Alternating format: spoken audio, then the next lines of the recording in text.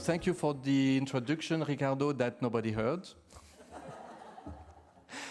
So my name is Ludovic Tilly. I'm the Coordinator General of the EC2 Alliance and the coordinator of the RI4C2. And actually, this session will be a way for you to practice this strange acronym, RI4C2. What does it mean? Well, RI4C2 is the acronym of one of the sister projects of the Alliance, EC2 Alliance. As you all know now, EC2U stands for European Campus of City Universities, right? What does RI4C2 mean? Well, actually, I guess you have it here somewhere. No? So it's actually research and innovation for cities and citizens. And the name says actually everything. This RI4C2 project has been awarded to the Alliance 1 year after its official start. So we have been actually laureate of a special call for the alliances at the Horizon 2020 program. So we received an interesting budget again. And the whole aim of this additional project was to support the Alliance in its road towards common research and innovation activities. Because the Alliance was mainly funded at that moment by Erasmus Plus program, where we have mobility, education activities, but not per se research and innovation. And because the Alliance was a baby, now it's not anymore a baby, we constructed a project, the RI4C2 project, where we, during 3 years, and we still have almost still a year to go, we are currently building the building blocks of this map for a common research and innovation activity also between the EC2 partners. This was a very special call at the Commission, which was science with and for citizens activity, which means that everything that we have included in this project is indeed science with and for society. We are currently building practices, policies, platforms, tools, which are related to this global topic of science with and for society. And among them, there is a whole range of activity under the citizen science. Citizen science is something that was promoted, I would say, about 10 years ago now, in this idea that actually science is not isolated from the rest of the society. Universities are not just working for creating knowledge for itself.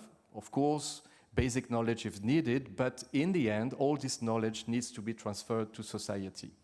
And not just to society, but that citizens can also have a part, can have an active role in science. So this is, let's say, the global meaning of this citizen science. When you look into the practices, actually there is a diversity of possibilities to engage with citizens. Last week in Poitiers, we had a very large exhibition in the same room where yesterday we had the gala dinner, the Palais des Ducs, Palais Aliénor. And actually, I think there were about 200 researchers who were really showing what they are doing, explaining their research to the citizens. And I think that over the weekend, there were something like 2,500 people who came, visited, asked questions, and maybe, hopefully, at least one of them left the building saying, I want to do research now. I want to create knowledge. I want to participate to finding solutions to the challenges, and there are many. So I will not be any longer. Today, what you will actually see, and Ricardo will give more of details, are examples of excellent practices that we have identified at the whole level of the Alliance and that we want to spread, that we want to share. And if you want to go on board, that is exactly the right session, and feel free to ask questions. Thank you very much.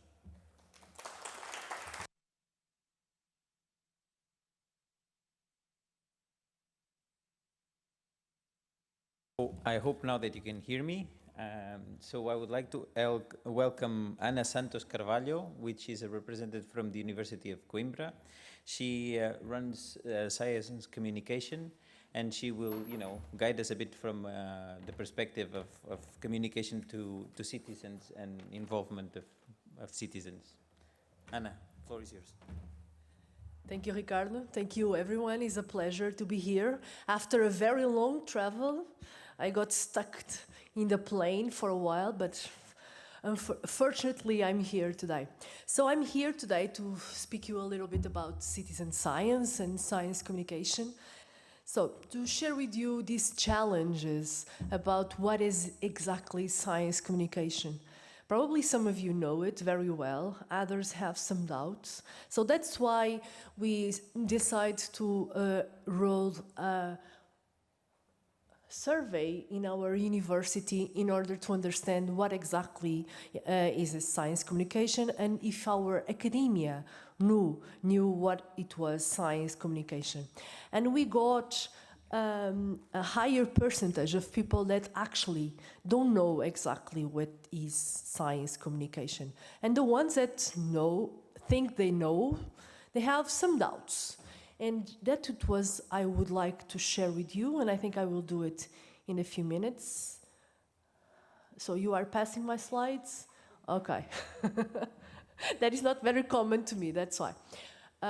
Okay, and I'm very difficult to see it.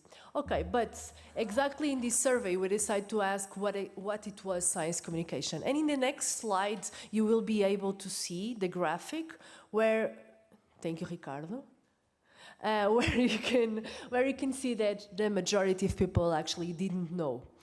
But what is exactly science communication? We ask the people, and in the next slide, we will see. And the next one, we will see that we have people saying that science communication is actually, that citizen science is actually science communication. So it's something related with dissemination of science, with sharing science with the citizens. But actually, is that what is it citizen science? Citizen science is involving the citizens in any step of the methodology, the scientific methodology. So we can put citizens finding or helping us to finding our results, to analyze images, for example, to find out where are these invasive species on our forests, or much more than that, and understand what exactly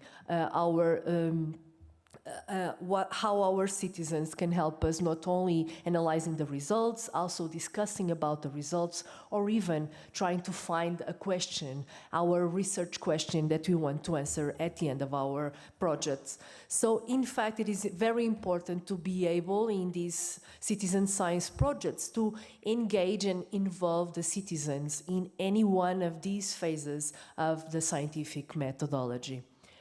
So, basing on that and what exactly is happening in Coimbra and in our academia, and how can we at the end be more able to engage citizens in our different projects and make them part of those projects.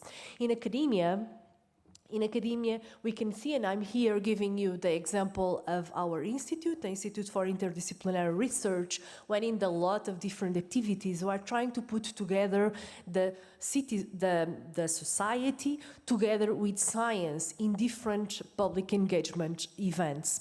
In those events, we are trying to put not only our researchers, and in the next slide we can see in this scheme that we have all together in these kind of events the evolving of our research and also our research managers that are very, very important in a way how we can communicate with our 38 different research centers in our university, and in a way be able to engage as much people as possible in these kind of public engagement events.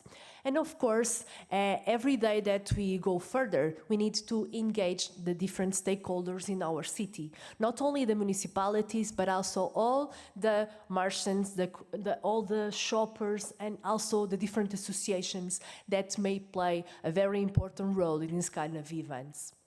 And more than that, these events are usually made to citizens, but what we really want is to make citizens part of these events too. So we want to bring them to the society and make them part of our events, of our projects, and in a way make them also doing part of these public engagement events. And yes, in the next slide, I will speak you about the European Researchers' Night. It's probably something that is known already for some of us. And in the few years, we are trying to change how we are doing this European Researchers' Night in Coimbra.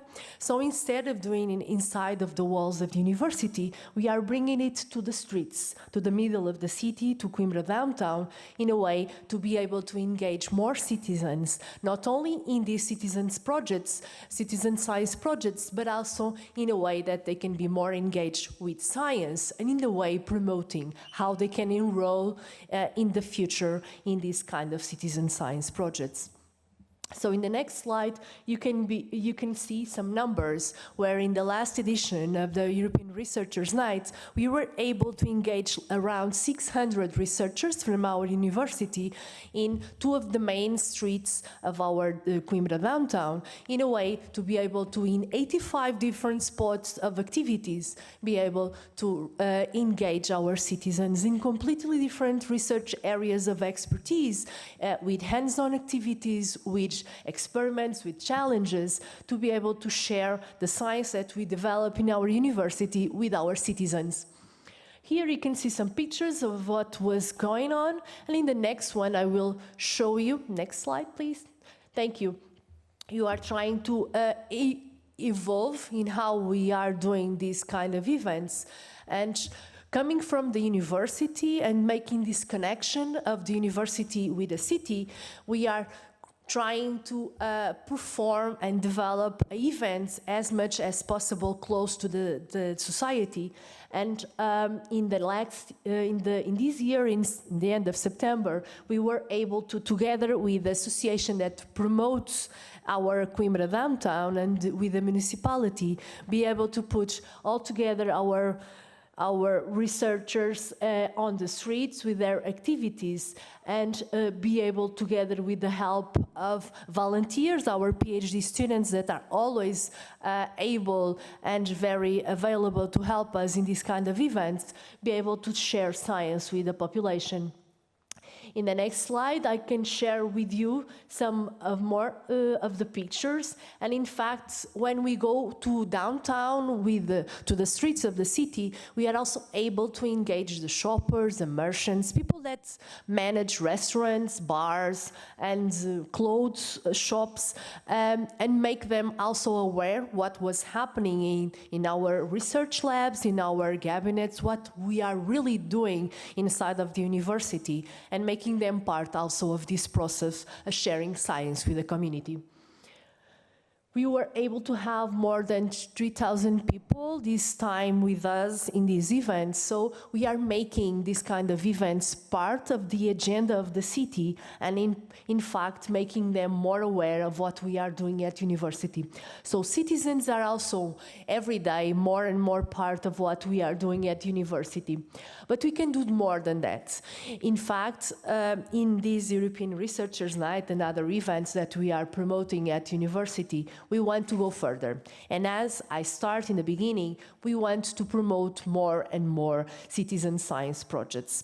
In the next month, in the end of November, we will have the national meeting for the citizen science in our city, and where we will put together not only the researchers that develop this kind of projects, but also all the citizens from the different parts and different fields of our society together to speak about these projects, the projects that are developing and being developed in our country, coming not only from, for example, garbage that is collected on our beaches, from invasion plants that are going and developing in our country, passing for fishermen, and how fishermen can help researchers from ecology fields and people that are studying our fishes and how the communities of our fishes are developing in our sea. All them will be together with us, researchers and the different fields together in this event.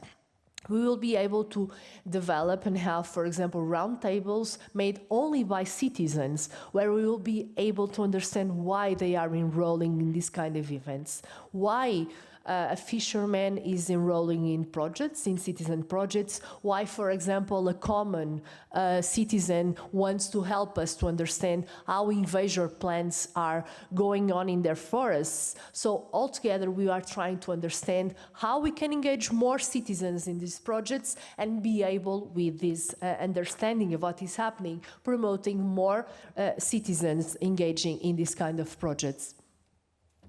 So I think it's very important not only to understand how researchers can do and perform their projects, making and putting together citizens in this process, but understanding also how citizens are interested in be part of it. Because if you could understand which is the motivation, why a citizen wants to know more about science, if they want to be empowered, if they want to be able of the process, and taking that in consideration, be able, in fact, to change citizen science and promote more citizen science projects, not only in our university, but also abroad. So, with this in mind, I hope that in the future we'll have even more data to give you, but our idea is to promote not only science communication, but also be able to promote more and more citizen science projects around us. Thank you.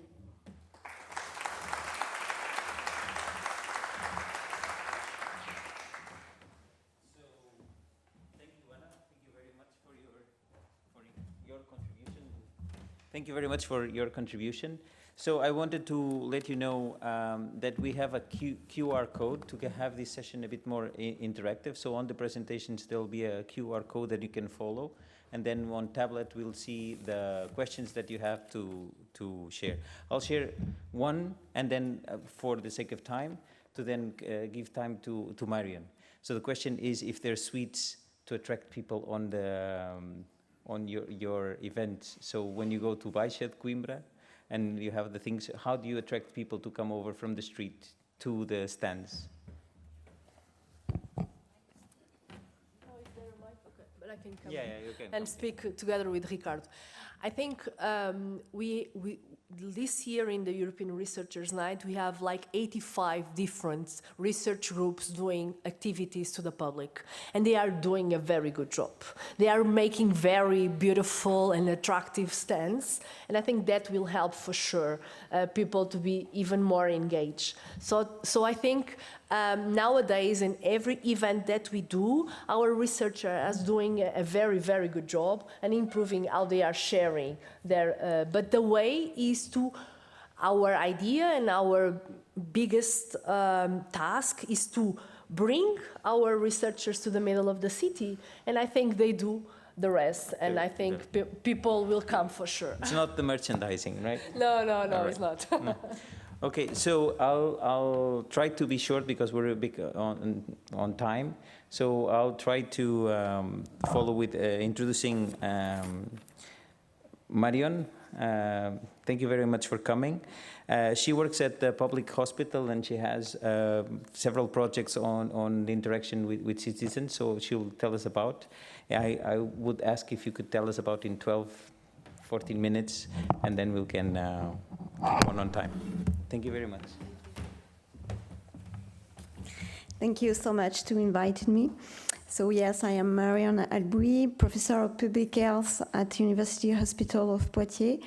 I'm a specialist on environmental health promotion. My research lab is called Ecology Biology of Interactions, which is an One Health lab. And I'm also affiliated to the Clinical Investigation Center of the hospital. I would like to first apologize my colleague Laurent Bosquet, Professor of Exercise Physiology at University of Poitiers. My speech is effectively about public health intervention research, starting from 2 projects using collaborative science in healthy home habits. Interpersonal research is a scientific method aiming to produce knowledge on policies or programs about topics which have an incidence on health population, called public health intervention. The goal of these interventions are to positively impact social, cultural, and environmental health determinants.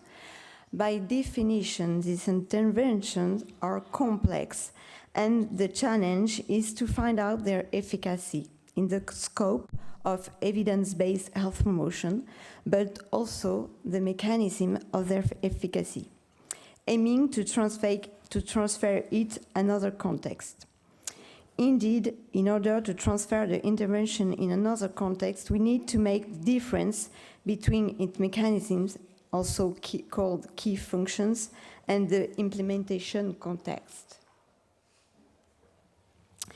Our two examples are focused on pregnant women aiming to develop a better aging. Thanks to the developmental origin hypothesis on health and disease, called the DUAD, we know that in utero exposure to many favorable or unfavorable habits creates disease, sometimes many years after exposure. It is therefore relevant to act during early life, pregnancy, or childhood. And as you can see on the lower figure, Hanson and collaborators showed that early intervention produces substantial risk reduction of chronic disease. For instance, we know that mothers' physical exercise, or her endocrine disruptor exposure influences her baby's adult health with either cancer development or cardiovascular complication. First, next, please. Many guidelines exist regarding pregnancy, but they are gathered on risk consumptions such as tobacco, alcohol, drugs, diet, or infectious risk, or occupational or exposure risks. Thank you. Thank you. Nevertheless, awareness of physical environments, such as endocrine disruptor or physical activity, are less recommended, while risks are known. So health policies in the three first years of life course have been set up nationally and regionally. Risks are known, but also benefits.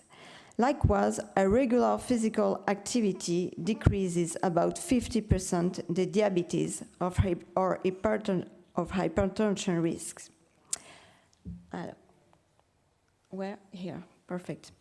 Now I'm going to introduce you to the two different projects. So first, PREVED aimed to develop, implement, and assess the effects of health educational program for pregnant women in order to reduce endocrine disruptor exposure.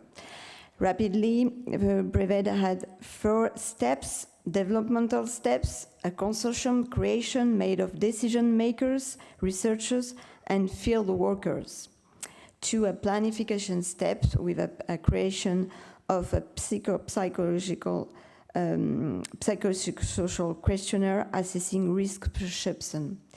First, program implementation, and 4 evaluation steps. A survey based on the RI4C2 model has been then carried out. We have carried out a pregnant woman needs, knowledge, attitude, and practices diagnosis in order to develop the intervention. Afterward, we have chosen a behavioral change psychosocial model. We picked up the health belief model, which assesses perceived risk on endocrine disruptor exposure. That risk perception component are susceptibility and severity. Thanks to these 2 steps, we implemented the program made on 3 workshops about air quality, food, and cosmetics. The key functions were a non-alarmist approach, the experience sharing, and the do-it-yourself method.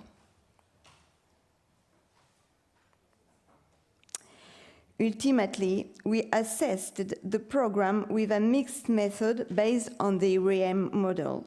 Its components are reach, efficacy, implementation, and maintenance. For efficacy, we carried out a randomized control trial in 3 arms: pamphlet, program in contextualized place, and program in neutral place.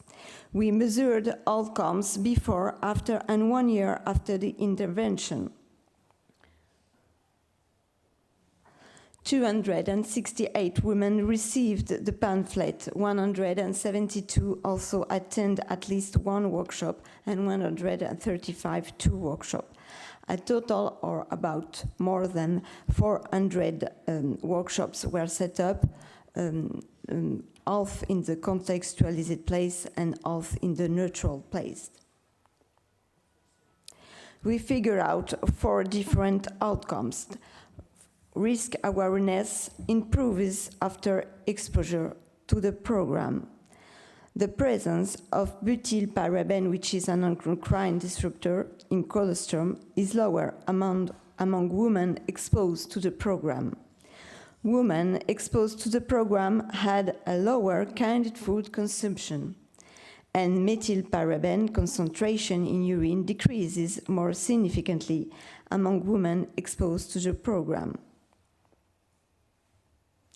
This intervention is now registered on platform as a successful program and in an evidence-based health promotion program.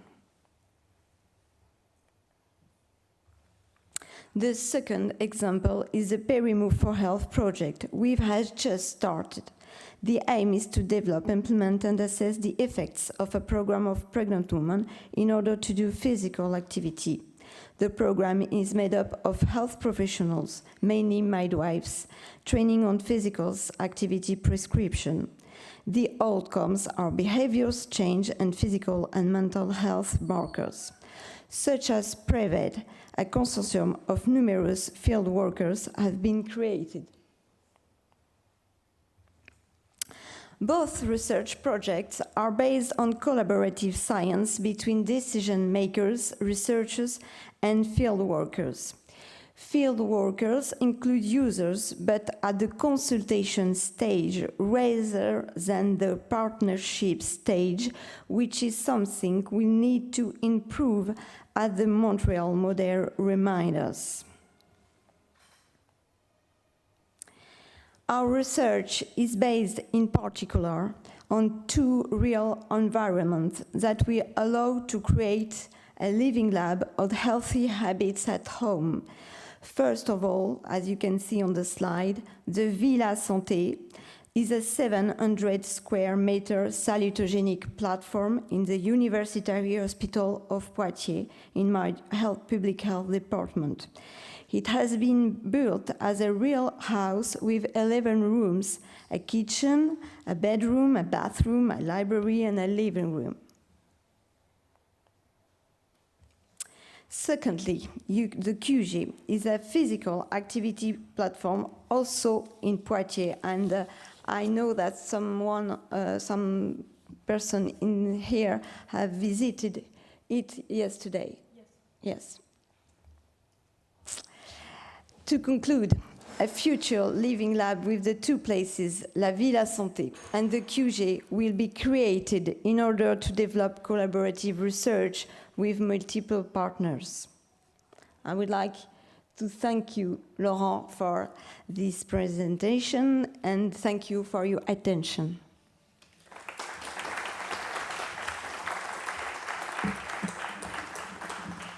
So here people have 2 questions. I'll choose the first one. How do you choose the stakeholders to participate? So you have a target program for pregnant women, for instance. How do you choose them? How do you incorporate them into the program, and what are the criteria for selection? Okay, it was a little bit difficult because pregnant women are not in associations. So we made a collaboration with the department, which have a PME, a protection and childhood, mother and childhood protection department, and with them we could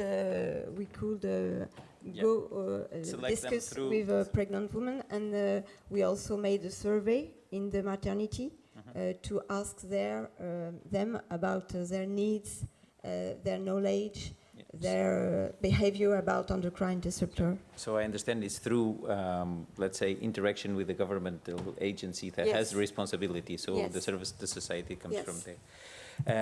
So so the question, there's a last interesting question. Are you interested in Yeah. exporting your model to other ECTU course. locations? Of course, I'd like to. So the next question there is, how do you think that would be possible? It will be possible with this type of encounters. Like you Just said. talking with it. Yes. Yeah, with this meeting. And is it possible for me to share the key function of the Villa Santé? Because if you talk about the Villa Santé, because it's Yeah, not it's- your yeah. model, it's about Villa the Santé. Villa Santé. Yeah, and, okay. We have the key function, the three key function, the salutogenic environment, because it's, as you can see briefly on the slide, is a place where we feel good, where every color, every space has been created with the salutogenic model of Antonovsky. This is the first key function. The second key function is the social workshops, because patients or users who are not patients can exchange exchange. with each other. And the third key function is my team, which is composed about 20 persons. Which is interprofessional and which have a very good educational posture. Yeah. Posture, did you say? Yeah, knowledge, let's say. Posture? Posture. Yeah. Okay. Yeah. So welcome to Yeah. Villa Santé. It's about 1 kilometer from here. So I'm sure next time we come to Poitiers, we'll go and visit, because we visit Yes, QG yes. yesterday. So It will So- be a pleasure. without delay, Marion, thank Okay, you very much. thank you very much. For your and if I may ask now, Claudia, and I don't know if it's Claudia and Bettina together or on, but it's one after the other. So I think I'll keep the questions going to the end of the two, because they're about school projects. So Claudia is the head of International Relations Office at IENA, and welcome, Claudia. Thank you. Thank you. Thank you very much, and thank you for giving us the opportunity to talk a little bit about our EC2U work package 7, which is called Science with and for Society, which already has the citizen science implication in its name. No, that was too far. First of all, I would like to give you a brief overview about what we do in the work package. We explicitly look beyond universities in that work packages, as the name implies. So we have 3 pillars, with each of these pillars with a dedicated set of activities and measures. The first pillar is European talents, and that is targeted to collaboration with industry representatives and socioeconomic stakeholders. So what we do in that work package is address students, help them with orientation programs, with learning programs, to think about their future careers. So the whole idea of future skills, employability in the European labor market is the big topic and umbrella behind that pillar. The second pillar, and I'm going to the bottom, is European engagement, where we address the citizens of each our partner cities. We have activities there, the think tanks that you all have organized in your respective cities, inviting a whole suite of stakeholders, citizens, representatives from politics, from academia, to discuss topics and present visions, for example, circular economy. My colleague Dana Strauss was very instrumental in organizing that with you. And the third pillar, this is what I would like to focus on today, is European education, working with the educational system.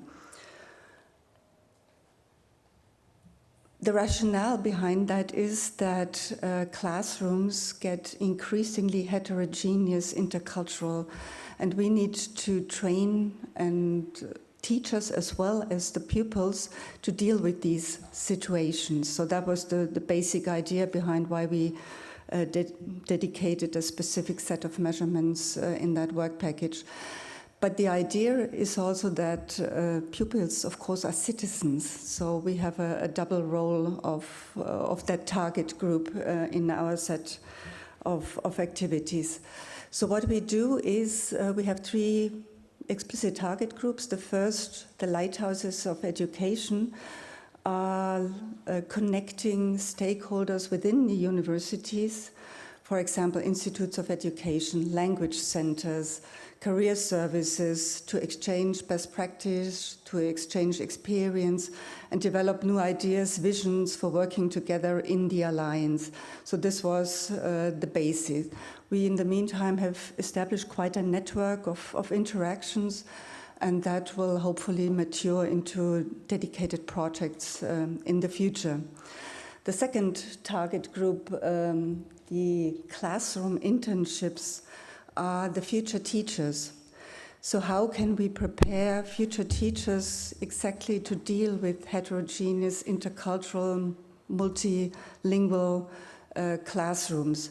So internship programs where future teachers go to, for example, a school in Poitiers, job shadow experience, share their own experiences in the German school system with the schools, with the teachers. That's one particular pillar where we think that would help the teachers in the future to better manage situations, intercultural situations, and get their own practical experiences.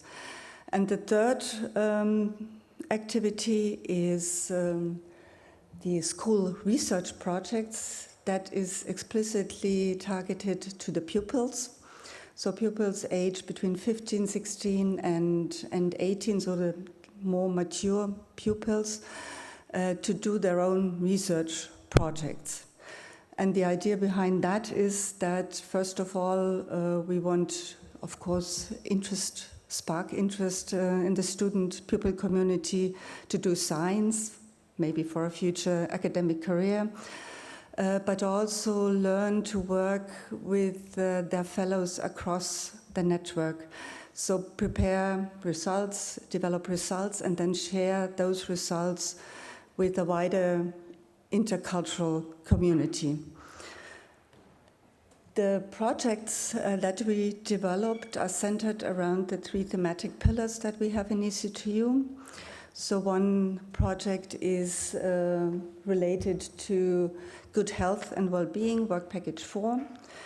And we have also developed different formats for those 3 school projects. So the first project, Healthy Schools, that is still to be implemented. We had some issues, timing issues with that project, so I cannot present results on that one, so that's happening next week. But this is a pupils-only workshop format. So the feedback that we got from pupils in the aftermath of COVID, that they had the impression that the school system, their schools are not taking up issues, mental health, physical health, very seriously. So they felt a little bit alone.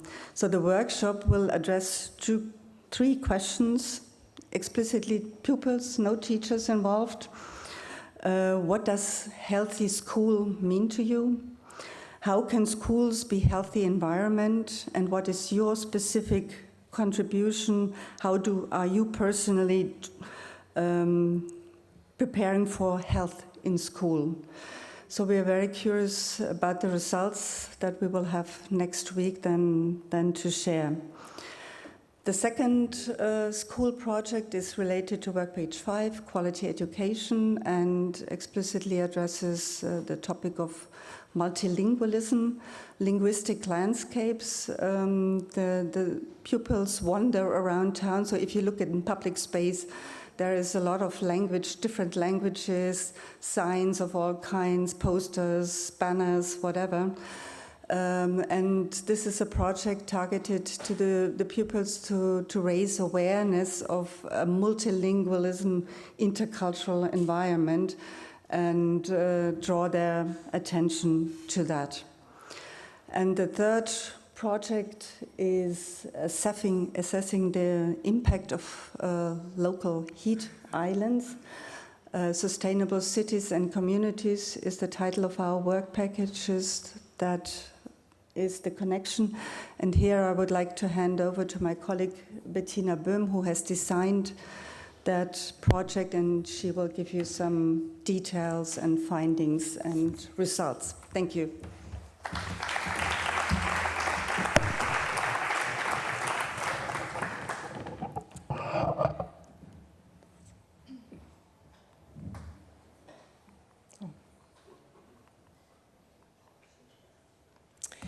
Thank you.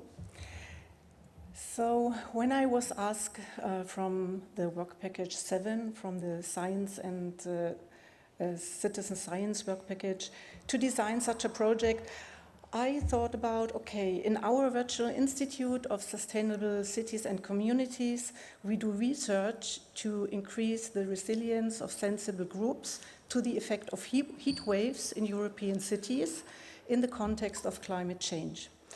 And I am a geographer by training and specialized in remote sensing. And therefore I thought, okay, maybe the pupils and also the teachers, they might be interested in working with satellite data. And so I'm working in the Geographic Information Science group of the Institute of Geography at our university. So we use as a tool geographic information systems to do spatial analysis of spatially distributed data. And so from there it comes that I thought, okay, I will design a project which deals with assessing the impact of urban heat islands and local urban heat islands with Earth observation data and geographic information systems. So first, what are urban heat islands and local urban heat islands? Urban heat islands occur, it's the phenomenon that cities experience much warmer temperatures than the surrounding rural areas. And hotspots in cities, the so-called inner city heat islands, are entitled local heat islands. So how did I design, how did I make the concept and also the material for this research project? First of all, I had a look on existing teaching materials, and I found a very, very good self-study course in this subject matter entitled Creation of Urban Heat Islands Story Map. And this was developed by GLOBE, which is a worldwide science and education program. And in that self-study course, you find teaching material for pupils starting at the age of 10, but also up to 18. And in that self-study course, they learn what are urban heat islands and how do they develop, and how can Earth observation data contribute to the identification of heat islands and also to the analysis of heat island effects. And the second one, the second material I found was a webinar entitled Identification of Heat Islands to Support City Planning. And this was developed by EO4Geo, which is Erasmus Plus Sector Skills Alliance of 25 partners with 55 associated partners from 22 countries. And this alliance developed between 2018 and 2022 a set of training materials how to process satellite data. So in this special course was developed for city planners, and on the topic how can Earth observation data and geographic information systems be used for a sustainable urban planning to mitigate the effects of urban heat islands to the environment and population.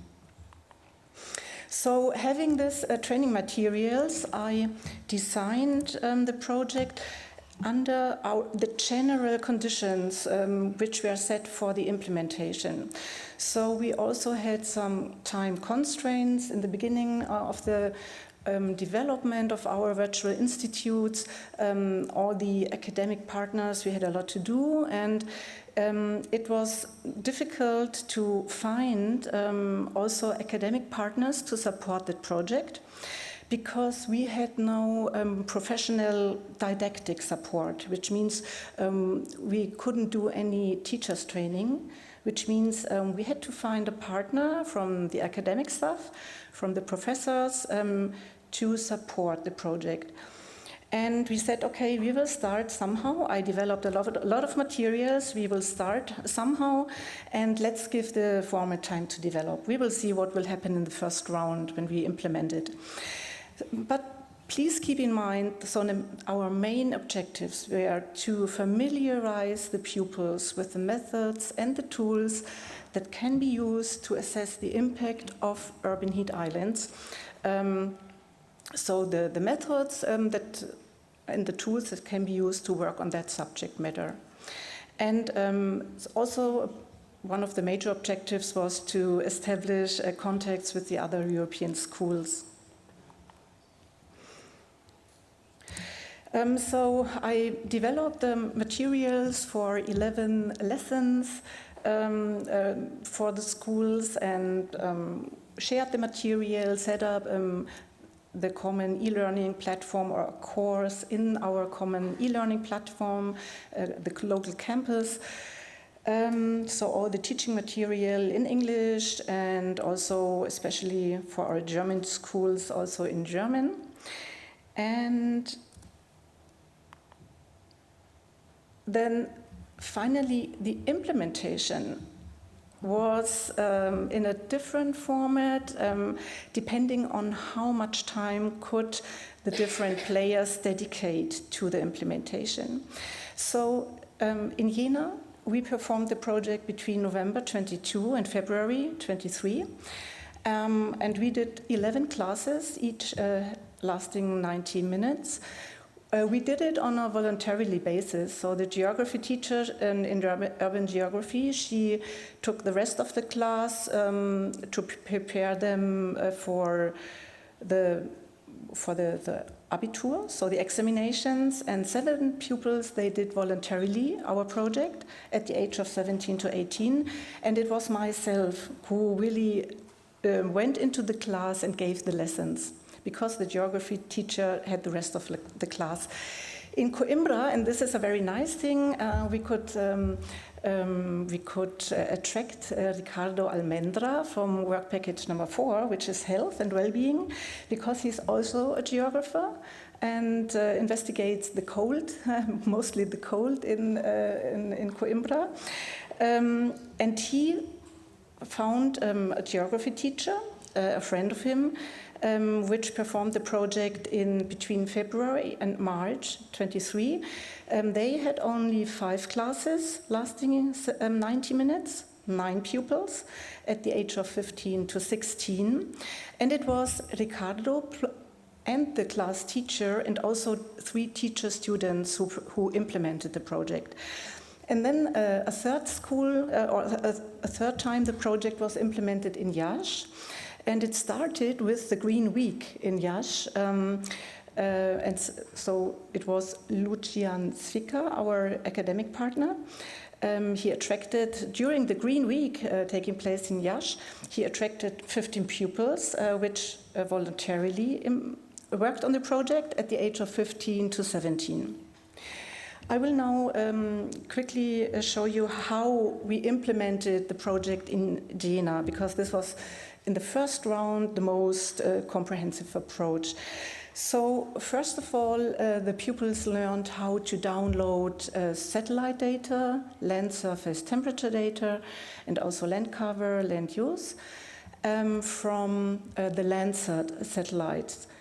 So they come every 16 days over the same region.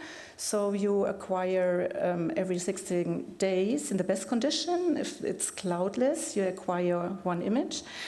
And the first thing was that we looked at the summer months of the past 10 years, so from 2013 to 2022, looked to the summer months, June, July, August, looked if there were available scenes, downloaded them, and then we took the pixel, the picture element with the highest temperature from these 3 summer months, and for each year, 2013 to 2022, and then build the mean out of these maximum values to have a statistical representative layer.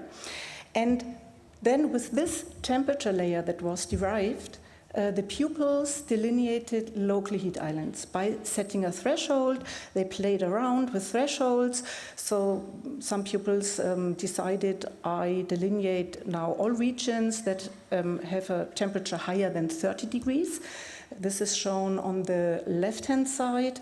So in the background, you see the temperature layer derived, while blue colors are temperature ranging from 18 degrees onwards, and the red temperatures are the highest, over 40 degrees. It's surface temperature. So in the background, you see the temperature layer, and then there's an overlay of a land use, land cover, and then you see in the middle, this line is the city of Jena, and there, these red areas you see are the delineated local heat islands having higher temperatures than 30 degrees. In the next step, they also delineated cool structures, so also set threshold, and in the middle image, you see thresholds below 25 degrees, so all pixels or areas being cooler than 25 degrees were delineated. And first, the pupils interpreted their results. Depending on the different thresholds, where are the local heat islands, and how do they relate to land cover, land use, and the build-up structure, the material in the city, and so on. And then we got from the city's administration, because we were close together with the Department of Geoinformation of the city municipality, they gave us additional layers like the urban green structures in the city. And we used that in the next step, that the pupils categorized the buildings in Jena depending on their location. So they derived 6 classes for 2 main categories. The one is the category all buildings lying in a local heat island, and these are here in this image. It's in the red and rosé colors. Those buildings are located in a local heat island. The others in green and blue and in yellow and blue are located outside. And then we distinguished subclasses even if the buildings are located in a heat island, do they have access to cool structure or urban green? And also for the building laying outside the local heat islands, although they are outside, there are buildings who have no, I have to, of course, to tell you, we defined access to green or cool in a distance of 100 meters. So even if there are buildings outside the local heat islands, there are a lot of them which have no green structures or cooling structures nearby in a distance lower than 100 meters, and others have either cooling structures or green structures or even both. So this was the categorization the pupils did. And finally, they looked at the facilities of sensible groups. So they looked where kindergartens, nursery homes, schools are located regarding to the categorization of the buildings. And so the last step was then to reflect on how the derived information can be taken into consideration for planning purposes, so to support city planners to plan measures to mitigate urban heat. So this was a final step they performed. So concluding, and like a resume, I can tell you that of course the project fits very well into this urban geography curriculum for the secondary education. However, we realized it really has a high level, let's say even academic level. So the students were engaged and also content with the project. And we will continue with that format of the school research project in the next phase of our EC2U Alliance. The whole topic will now move to our virtual institute, so we will take care. We will perform it in the next round, which will take place next year. And fortunately, we have one more school now from Turku, from Finland, who will also perform it. And Jena and Turku will perform it simultaneously, synchronously, in January and February next year. And the other two, Coimbra and Iași, we will see. It's a matter of development. And so the outlook is, especially I dedicated a lot of time to technical tasks. So in the next round, we will do less technical tasks because the provided material is there. And we have more time for individual analysis done by the pupils. And yeah, so that's my resume, and I thank you for your attention.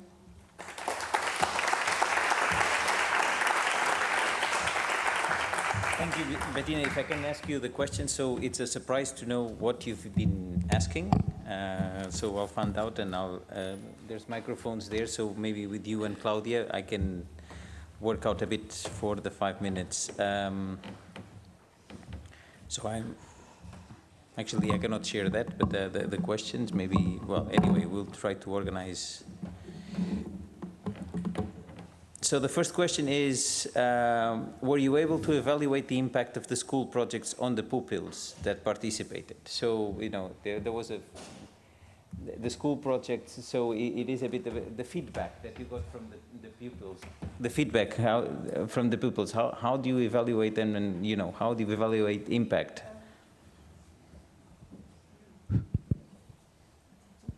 It's open? Okay. So we have a standard procedure in our university, a standard questionnaire where the pupils, the students, evaluate. So there are standard questions about the teaching material, the performance of the teacher, and so a standardized questionnaire.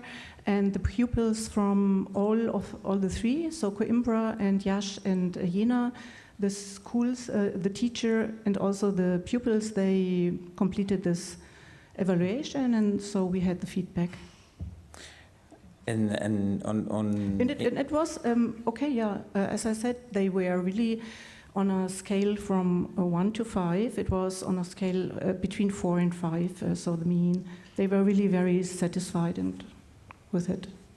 So I have a last interesting question here. So are policymakers showing interest on your result?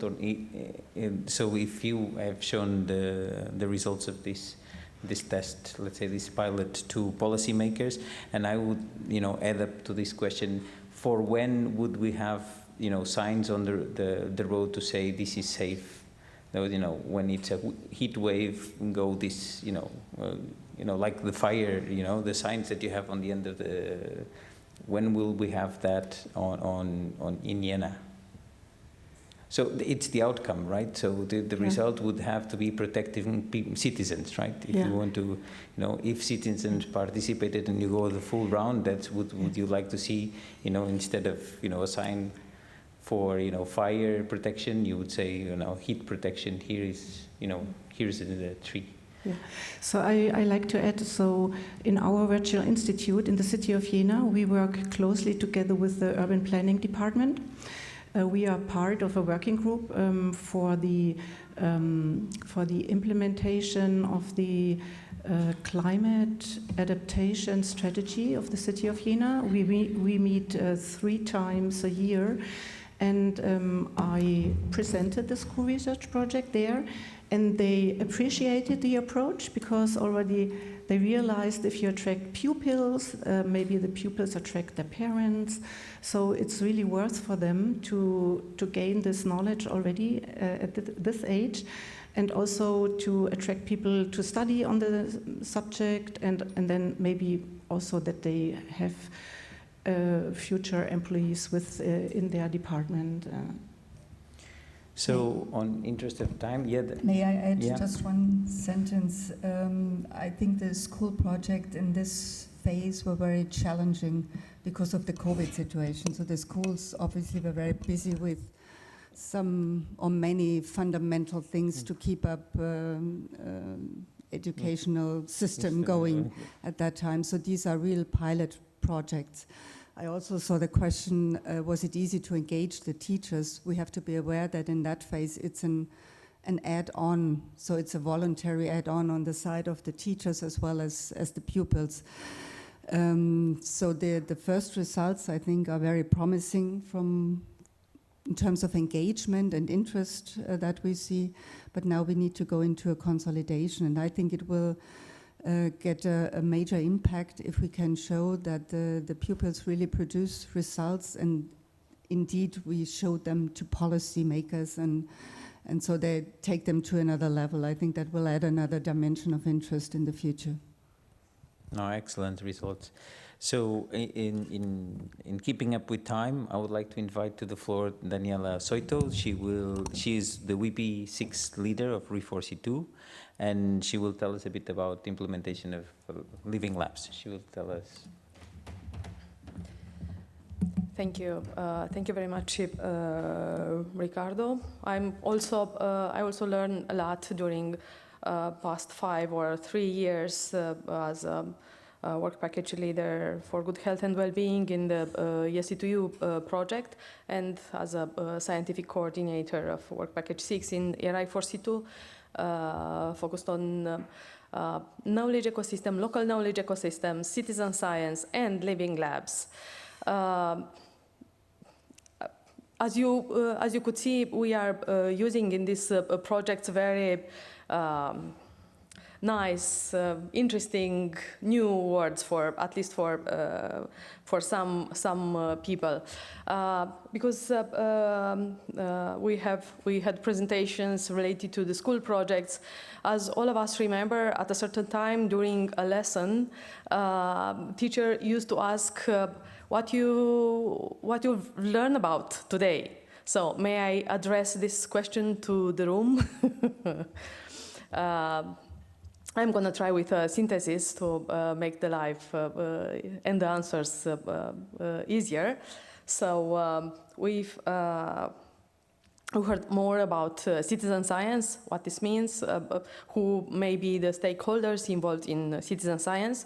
We had a very interesting, brand new and inspiring presentations related to home office habits and sports life. And we were lucky visiting one of these establishments yesterday, and we are really eager to see the first one you built in the hospital related to the healthy home habits, not just by curiosity, but because we would like at the consortium level to develop a living lab connected to the Virtual Institute for Good Health and Well-Being, so the Living Lab may have this virtual characteristic, focused first on a very related topic, healthy home office habits. And we are able and available to learn from each other and to share the experiences. What are the living labs? we could saw some examples, but can we frame a kind of definition of it? We've done our best to identify the definitions European Commission works with, and our countries too.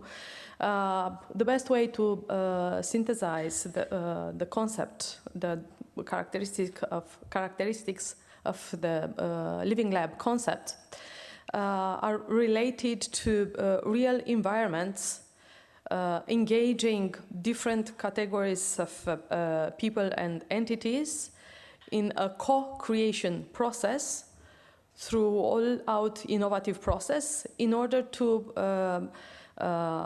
identify the best answers to the needs and interests of all those involved. Who may be all those involved? Of course, most of us came from the academia, from the universities, and these living labs may be framed around the universities, but always in a consortia, in quadruple helix or quintuple helix, or as many numbers of corners you would like, involving industry, business, public administration, but also citizen science associations or citizens as single entities interested in science, in discovering something, in testing something, and in applying after that. Just to offer you a very short overview of our interest at the level of the project. We had a conference on 26th of September, and next to the very interesting projects presented today, including the ones coordinated by the University of Jena, I invite you, whenever you will have the possibility, to see the Flavoria project at the University of Turku. Very interesting living lab focused on a multidisciplinary approach and consumer understanding for the sustainable development of societies and business. It's a very interesting opportunity to have some changes in your healthy life, healthy style, and healthy life, including nutrition.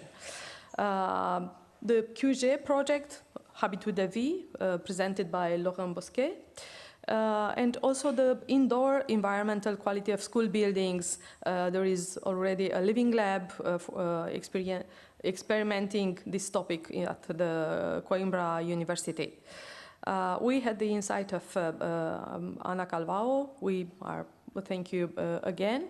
Very interesting and important elements related to the communication in citizen science offered by Daniela Ovadia, our colleague from University of Pavia. Other interesting example from the University of Poitiers presented by Aurélien Pichon related to the Center for Sports, Health, Well-being and Campus Life.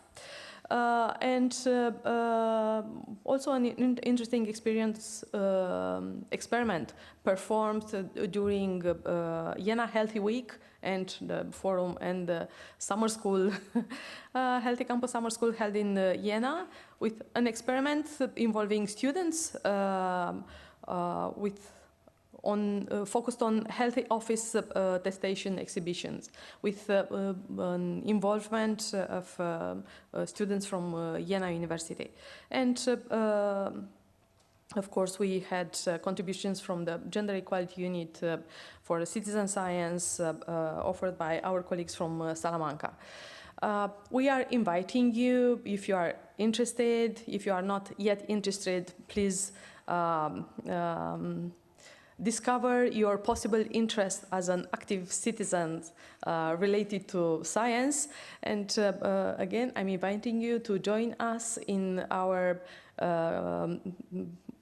next steps, applying for projects focused on developing living labs. just not to forget, one living lab will be in Salamanca, focused on multicultural approaches of culture, of cultures, including languages. Thank you very much.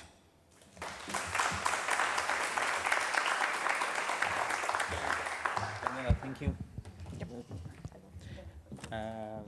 I don't think I'll check, but I don't think there's questions. So I would like to, in the meantime, call Dana. Dana Strauss. She's been VP. The question is: are living labs necessarily interdisciplinary? It depends on the living lab, obviously. So let's. Yes. Necessarily, they need to be interdisciplinary. A living lab needs to be interdisciplinary.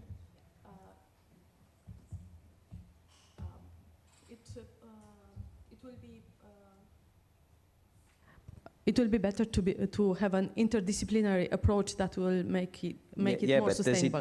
Does it need? So yeah. It's not imposed. It's a smart choice. Thank you. Dana, come along. And let's invite us to the hackathon. I will. Thank you, Ricardo.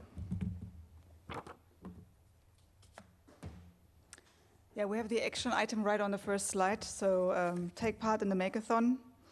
But first of all, let me just guide you there really briefly. What is a hackathon for and how do we do it? Now, I want you to imagine something really simple. Imagine you have a problem. We all do, so that shouldn't be a problem. So imagine you have a problem by yourself, and you would be able to invite different people to work on that problem. Wouldn't that just be nice to find a solution for you? That after all the people you invited, they come up with a solution, and that will leave you really happy. So that is in short what the hackathon is going to be. Have a challenge. Find people with different backgrounds and abilities to find a solution that makes, the challenge giver at least a little bit happy. And how does that work in real life, let's say? How does the hackathon work? I brought you 4 examples. We have mentioned the pandemic. There was a hackathon going on in the European level, EU versus virus. We had also one in Jena versus virus. And I looked up a few other hackathons or hackathons as well, and I found one from our new partner in Linz, and they had just this year a hackathon about social innovation, so I was really happy when I found that. And also we had this year Hack the Paradise, that in Jena there's a park called Paradise, so we had a hackathon going on in Jena as well. So you have that different levels, the European level, the local level, about different topics, how to deal with the pandemic, how to deal with social innovations, how to deal with everyday questions out of the administrations, from citizens, from students, and so on. And you can see that students, professionals, citizens came together for all of them with their different backgrounds and their abilities, just what they brought to the table with their interests and special skills. And you can see on the right-hand side, this is the picture from the Jena versus virus hackathon. And on the left-hand side, this is also from the one this is a different one. This is from a picture from an American one, from the University of Chicago. They had also really different approaches, different topics about also social entrepreneurship. So, and for example, what did those hackathons came up with?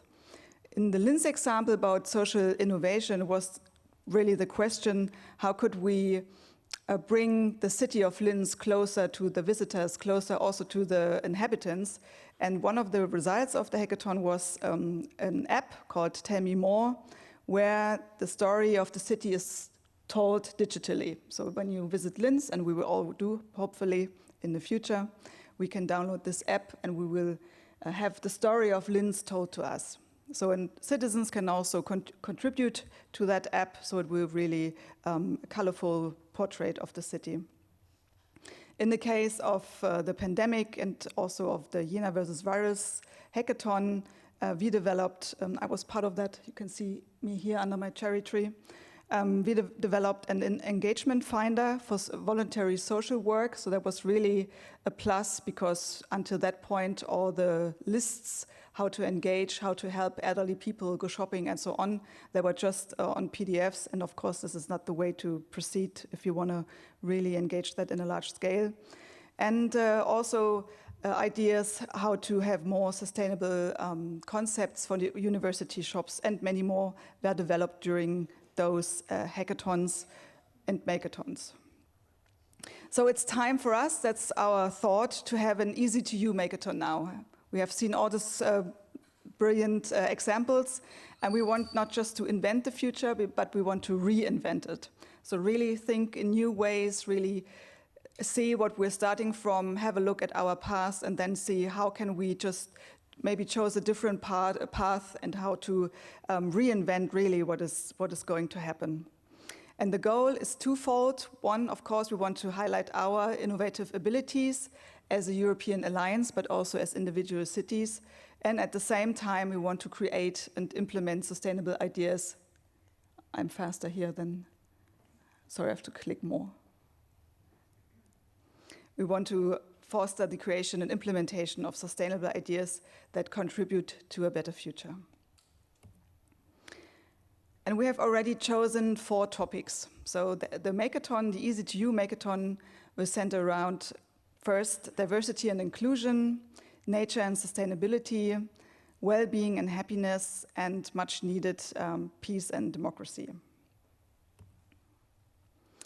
And how to participate. So if you, I see the row of students right here, want to participate, you can just register. I will show you the QR code in a second. If you are a professional, you can act as a mentor, so you can really guide those groups that will form. And most importantly, that's the first step, you can contribute challenges. And we will have a look at that in a minute. You can also already write down on the Padlet some ideas that you have, because the challenges are really at the core of the makeathon, and we will now start to collect them. And also, if you want some, fame and glory, you can also become a member of the jury and pass on that fame and glory to the winners of the makeathon. And how is it going to be organized? We will have local events. So at each of our partner universities, we will have a local makeathon event, so you can all really be on site. And if you're interested in joining a virtual team with your European friends and colleagues from the Alliance, you can also join online. And we will have the whole event framed by live streaming and also check-ins, so we will broadcast and switch into your cities and ask how it's going. And then we will have the grand finale with the award sessions. So we are the small dot now. As I said, we are now starting to invite you to maybe think of becoming a participant, to collect challenges. And 1 week before, we also want all the participants to get ready, to feel really prepared. So we're going to set up workshops about ideation and design thinking, and maybe start also the team building processes. We will see that. And then we have the 24 hours of co-creation on the 6th and 7th of May. And as I said, the joint virtual opening, the check-ins, and the closing ceremony. And this is all, you can see it's all connected. The dots are getting bigger. This is all to prepare for the launch of the Pan-European Knowledge Ecosystem, the PEKE, or we just have to decide on this pronunciation, the peak of the PEKE. So the Makeathon really is a warm-up for that big event, the big launch that we are all working towards to create such a knowledge ecosystem. And with that, I'm calling to all of you. All of you are innovators, you're all creators and problem solvers. Become a part of Easy2Use Innovation Festival, and we're looking forward to co-create with you. Sign up for our mailing list. You can find everything you need in there. And we also have some little flyers with the code. If you will take that home with you, Sophia down here will hand it out to you. So thank you very much.